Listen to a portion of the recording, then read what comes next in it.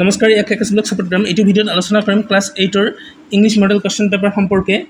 Class 8-ৰ ইংলিছৰ dictation আৰু লেচন ৰিডিং ইতিমধ্যে নিকেতনসমূহত হৈ গৈছে। ডিক্টেশ্যনত 8 নম্বৰ আৰু লেচন ৰিডিঙত 7 নম্বৰ, এই গ'ল 15 নম্বৰ। MCQ ইতিমধ্যে মডেল কুৱেশ্যন পেপাৰ দিয়া হৈছে 20 নম্বৰ। ডিক্টেশ্যন, লেচন ৰিডিং আৰু MCQ মিলি 35 নম্বৰ গ'ল। এতিয়া থাকিল বাকী 65। বাকী 65ৰ ভিতৰত 25 মান প্ৰেজেণ্ট পয়েট্ৰিৰ পৰা থাকিব।